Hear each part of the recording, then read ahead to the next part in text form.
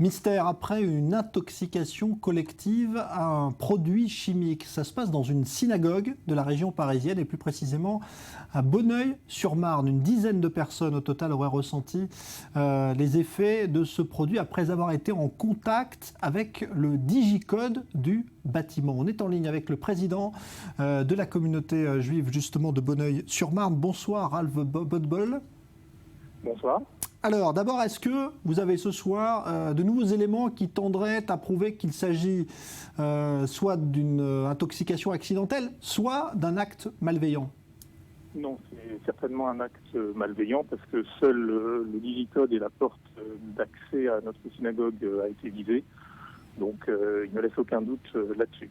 Alors que s'est-il passé exactement et qu'ont ressenti les personnes intoxiquées? Écoutez, vers 20h30 hier soir, donc comme tous les lundis soirs, un cours a lieu pour jeunes femmes. Une cinquantaine de femmes y assistent de manière hebdomadaire. Elle commence toujours par une collation. Donc les premières arrivées n'ont ressenti aucun symptôme parce que les militaires étaient encore présents jusqu'à 8h30. C'était l'heure à laquelle la fin de la prière du soir a lieu. Donc là, les hommes sont partis. Et puis donc les femmes qui sont arrivées après 20h30 par contre, elles ont ressenti immédiatement en entrant dans la synagogue, en composant le code puis en ouvrant la porte, tout de suite des démangeaisons importantes au niveau des mains. Et puis celles qui se sont touchées le visage par réflexe ont eu pour certaines des gonflements importants, des irritations aux yeux. Donc il nous apparaissait obligatoire d'appeler bien sûr la police et les pompiers. C'est ce qui s'est passé. Donc une trentaine de pompiers sont arrivés et ont pris en charge les 13 jeunes filles qui ont été, légèrement accommodées. Donc le verdict est clair, c'est un produit chimique toxique qui a été mis sur le digicode? C'est une espèce, oui, de liquide qui s'est durci en fait, qui était invisible à l'œil nu. Ça ressemblait un petit peu à des gouttelettes, comme s'il avait plu en fait sur le digicode, pareil sur la porte. Donc voilà, à l'œil nu, personne ne peut se rendre compte qu'il s'agit d'un gaz ou d'un produit toxique.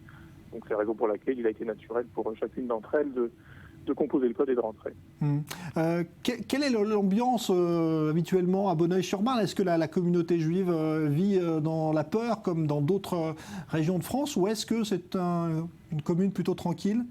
Non, c'est vraiment une commune plutôt sereine. On est de plus installé dans une zone plutôt résidentielle, c'est une zone pavillonnaire. Nous sommes un gros édifice, puisque nous centralisons à peu près 300 ou 350 familles. Donc ce sont des offices importants qui ont lieu ici, mais j'allais dire, tout se passe très bien. En règle générale avec les riverains, ça fait maintenant 23 ans que cette synagogue a été construite. Et le dernier incident remonte à une dizaine d'années. Il s'agissait de tags simplement sur l'un des murs de l'enceinte, mais rien de plus depuis. Comment vont les personnes touchées par ce... Alors les 13 jeunes filles sont restées donc en observation avec 4 médecins qui étaient sur place hier soir.